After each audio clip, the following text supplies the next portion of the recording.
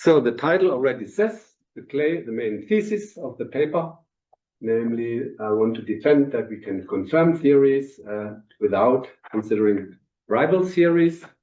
And okay, here are some people who say the opposite. Okay, I will only read the first one by Salmon. He says, Kuhn has often maintained that in actual science, the problem is never to evaluate one particular hypothesis or theory in isolation. It is always a matter of choosing from among two or more viable hypotheses. And Salmon, in this, that's an important paper by him, also endorses that. Okay. And these people, I won't read them, they say the same thing, Sober and Bird. Now here, Kuhn talks about choosing, theory choice, but we can take him to be talking also about confirmation. Well, that's how I understand it. So some definitions. I will distinguish between incremental confirmation and absolute confirmation. That's an old definition by Carnap and so on. Incremental confirmation is the evidence raises the support for the theory, and absolute confirmation is it justifies accepting the theory as true. So in probabilistic terms, the posterior is near 1 given the evidence. And that's my interest, absolute confirmation. Okay, that's what I focus here on. So here in these quotes, they are more general. They talk about confirmation, let's say more general. But I will understand them to be talking about absolute confirmation. And that's what I'm concerned with. Normally, when we have absolute confirmation, we won't have it with just one piece of evidence, but with a large conjunction or set of evidence. And important examples that I have in mind here are our best theories today, like atomism. I'll come to that, theory of evolution, data tectonics, and so on. Okay, Vickers has in his new book 30 nice examples, carefully chosen. Of course, one has to take some care how one defines those positions. And saying that these theories enjoy absolute confirmation, that's basically one central element of scientific realism, right? Anti-realists with object. But here I'm just assuming a realist perspective. This means I'm not really engaging directly with the realism debate here, okay, despite the title of the conference, the workshop. But in a moment, I will say that there are, point out that there are connections. So more, the other definition, a method is contrastive. It requires the examination of one or more rival theories of the to be confirmed theory, like Kuhn just said, right? Otherwise non-contrastive, and my main claim in the title is absolute confirmation can be obtained in a non-contrastive way. And often in science, we obtain it in that way, like for our best theories today. That's what I want to show. Okay. Yeah, the connection with the realism debate is I see myself here as developing the realist position, okay? And while doing so, I don't want to get too much distracted by anti-realist arguments. I just want to develop it. But of course, it means then that if I make here a claim about how theories are confirmed, and if I'm right about that, then the target of anti-realists is a bit different, and what realists have to defend is a bit different. Although I don't want to engage with that directly, still I want to, more for the fun of it, or also to think more about how I see the realist assumption here. So that's science, or the scientific knowledge, what is taken to be knowledge, according to anti-realists. Okay, unstable. So here are some points of where you expect that it will collapse one day, and then the new building is erected. And what I assume is that scientific knowledge is like this. Okay, that's a so-called baobab tree. And our best theories enjoy absolute confirmation. That's the stem. Okay, they are extremely stable. That's the assumption, or realist assumption. They are uncontested. They constitute established knowledge, taken to be established knowledge by scientists. That's the stem. And I like this picture also because the green part up there, the twigs, they represent the research frontier, okay, where things are still in flux, where the twigs can break, okay, they can change, and that's ongoing research, okay, whereas ongoing debate and so on, things are not decided. So this contrast between research frontier and the stem, that's meant to be depicted here.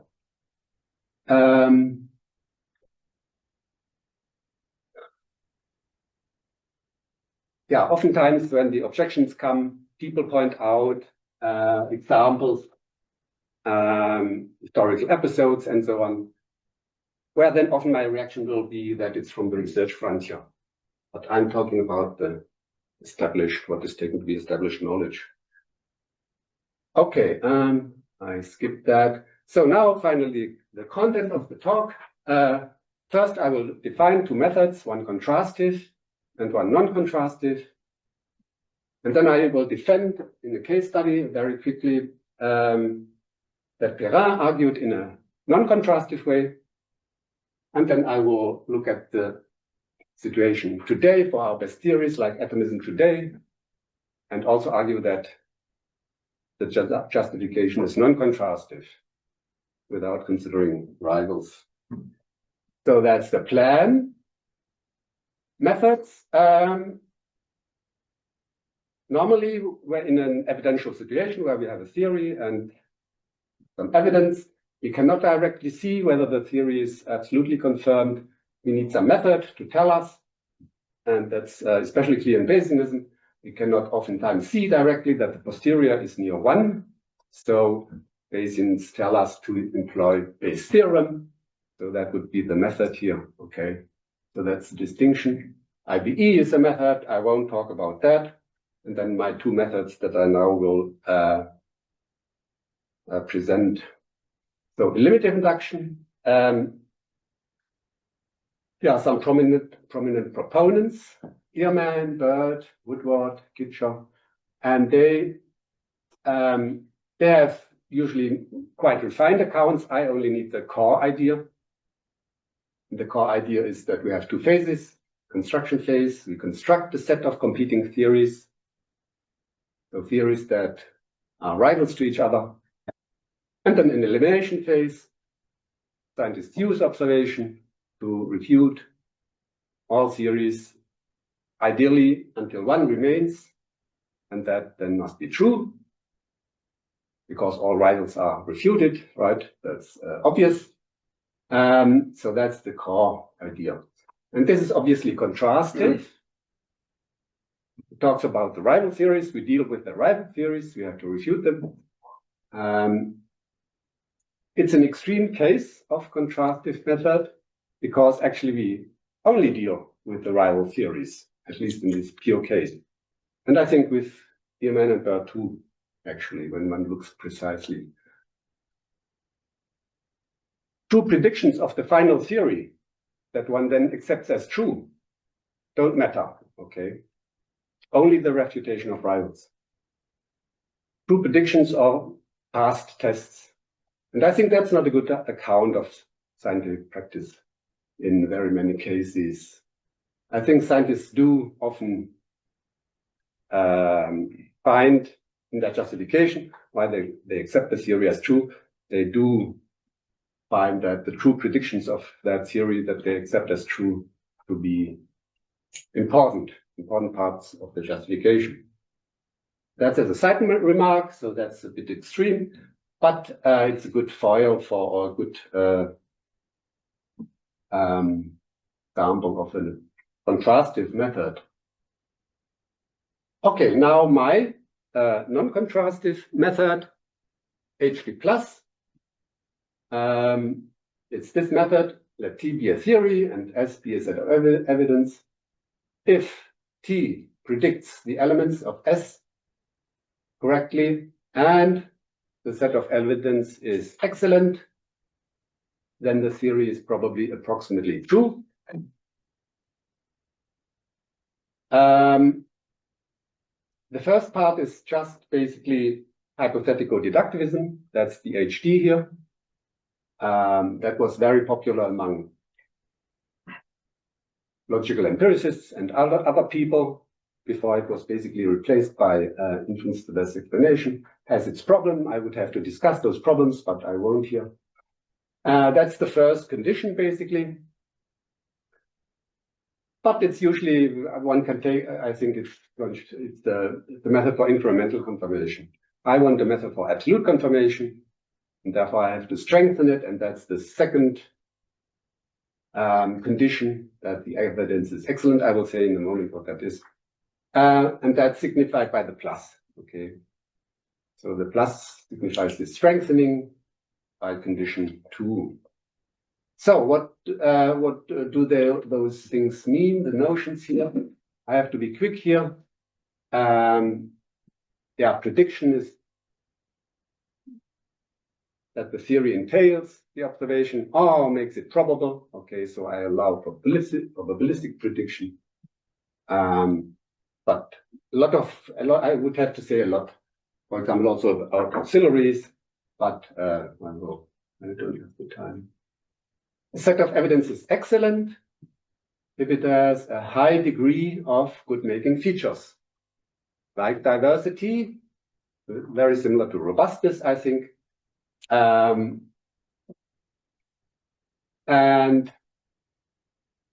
precision of predictions, of correct prediction of precise data, and maybe others. That's not meant to be a complete list. Yeah, a lot more needs to be said. Just one example, and later another example. Biologists usually have to argue against creationism in their textbooks and so on. And what they again and again point out is the high diversity of evidence for the theory of evolution. From many different parts of biology, many subdisciplines, from embryology, genetics, fossils, and so on. That's what they always emphasize. So that's diversity of evidence, and that's a good-making feature that makes it excellent.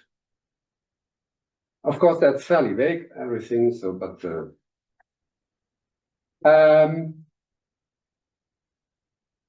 HD+ is obviously a non-contrastive method. It only talks about the evidence, features of the evidence, and the relationship with the theory. It does not talk about any rivals at all. It's similar to the no miracles argument. I come a bit to that, but yeah, we can also discuss that then later. So we now have two, so to speak, routes to absolute confirmation. One route, contrastive, is by evaluating the rival theories, trying to find negative evaluations like refutation, or for IBE, that they don't explain well or some such. That's one route. And the other route is by looking at the evidence and evaluating the evidence. So those are two big categories of method for absolute confirmation. Okay, those are the methods. And now I want to, those are 3 slides on now Perrin. I will be very quick here because I want to have more time on last point. 100 years ago, Perrin argued for atomism in a book, was very influential, and I want to analyze that argument and argue or show that it is non-contrastive. Okay. So what is atomism? Ordinary matter consists of particles, and Avogadro's constant n, I need not define that here, equals this number here, 6 times 10 to the 23. So for example, in 2 tablespoons of water, we have this number of water molecules. Okay. That's fairly weak, but it already implies values for the size and mass of atoms. Okay, so what is his argument in that book? He carefully describes and analyzes 13 different phenomena and show that they all provide the same value of Avogadro's constant of this number. So 1 decimal, 6 and 7, and the right order of magnitude, right, 23. These are the different phenomena.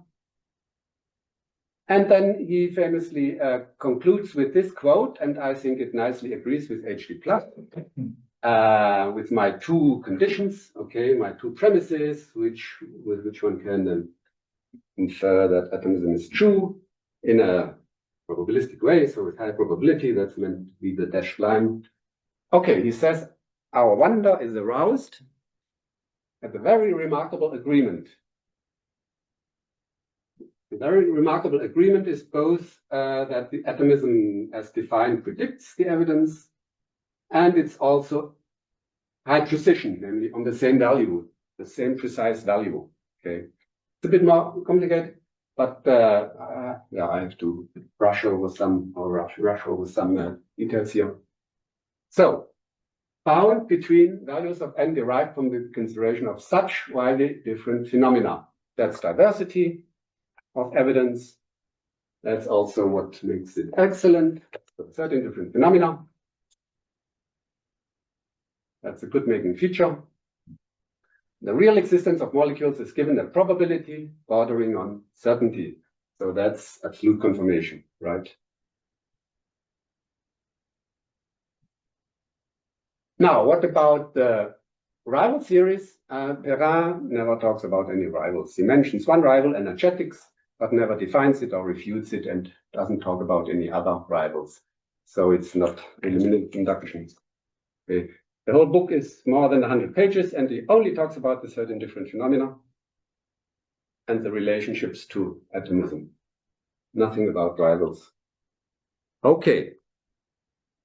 And now I want to look in the last 3 slides to how scientists may justify our best theories today. Okay, again, some examples. Maybe I should be should go give better examples next time. Anyhow, these are again the examples. Atomism today, heliocentric system, for example, is that the Earth goes around the sun. Okay, plate tectonics and the other examples we had earlier. So when we look how scientists their attitude, first we observe that these theories are entirely uncontested. Okay. They are treated as facts, as established knowledge. So I interpret that as meaning that they have a really high level of confidence. That's an empirical claim, of course, and some people investigate that empirically. So one has to wait a little bit, but I assume that here, for the time being, that they have a high level of confidence. On the other hand, if one looks for justifications, one does not find any, okay?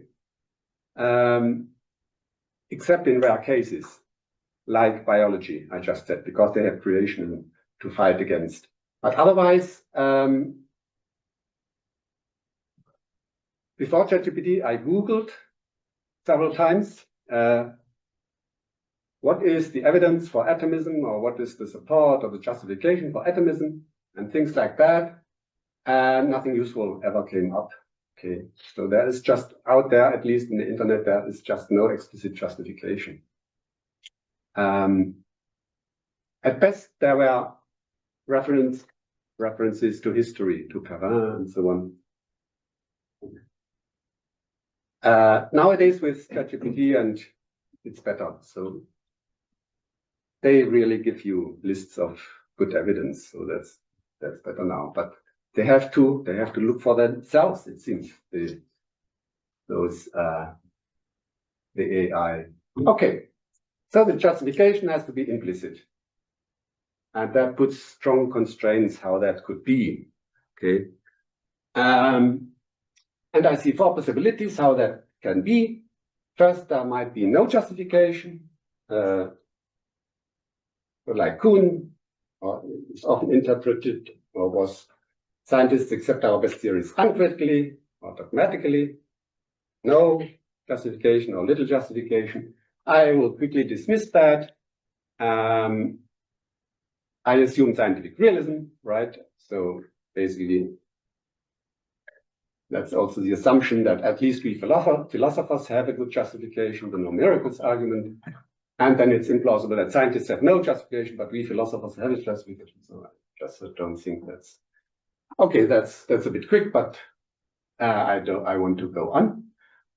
Second possibility is scientists implicitly rely on the justification of Perrin, for example, and times before, via a historical chain of testimony. Okay. So Perrin showed that atomism is extremely well supported, and that fact is simply handed down until the present. So that's their justification. I also don't think that's very plausible, but it's more discussable, I think, and more interesting to discuss. My main reason against that is that I think in the time in between, science has grown extremely strongly, and also the evidence has become much, much better. I will come to that.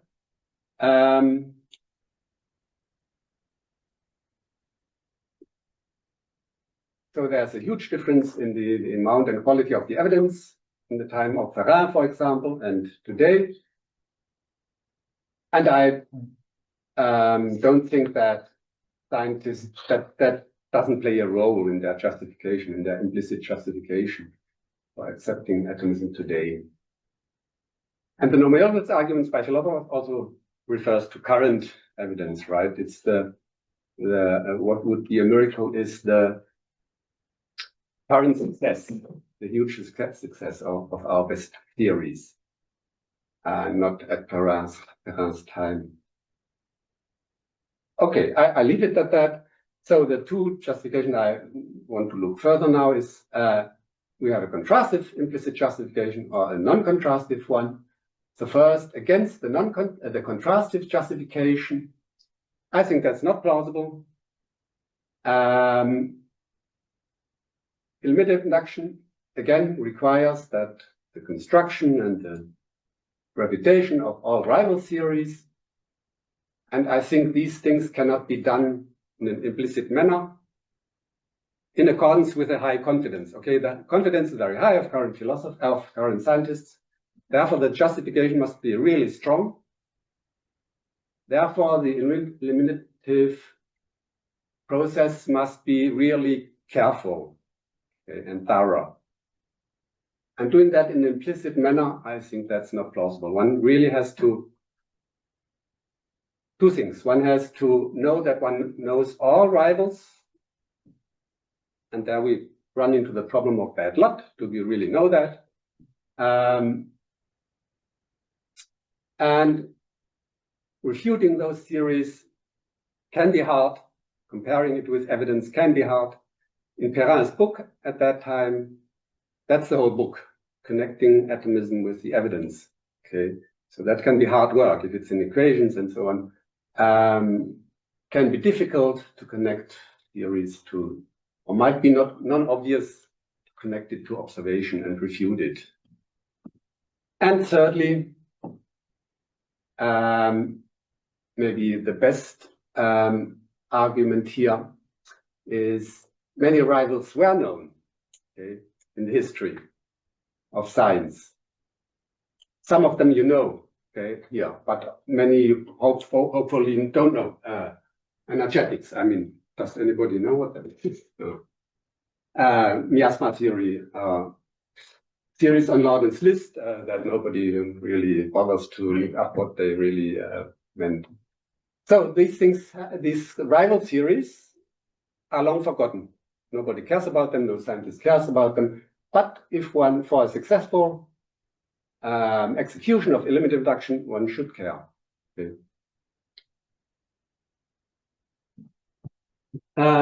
Okay, so now for the non-contrastive justification, we need, okay, I immediately go to all of it.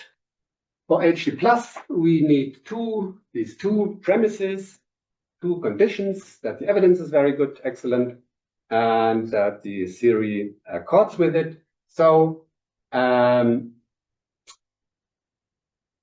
we now want to ascribe to scientists an argument of that sort, an implicit application of HD plus. And I think it's plausible to say that scientists are kind of aware of these two things, an abundance of evidence with good making features, and that it accords with atomism. So first, an abundance of evidence. For the case of atomism, we have here some examples. And these things are come up, I mean, yeah, I came up with them myself, but these things are also, if you ask Gemini or ChatGPT, they also come up with these things. So abundance of evidence, so the mass can be now determined with the precision of 10 decimals. That's similar to Avogadro's constant, that Perrin's time 1 decimal, and now 10 decimals. Okay. That's how the evidence got much better because of the exponential growth of science and so on. So 99% of all scientific work was done after Perrin, okay, generally speaking, and that has an impact on the evidence. For big theories with big domains, there are many subfields or fields that have an extreme improvement in the evidence. Scanning, many ways to detect atoms. We have nanotechnology to manipulate them, you know, the inner structure, periodic table. So, abundance of evidence, large diversity, high precision, and I think scientists are by and large aware of that. Okay, that there's such a huge amount of diverse evidence. And the second premise is that this evidence accords with atomism. Atomism predicts it. Yeah, there I claim that if there were somewhere counter evidence on anomaly, then that would be quickly recognized and reported and disseminated.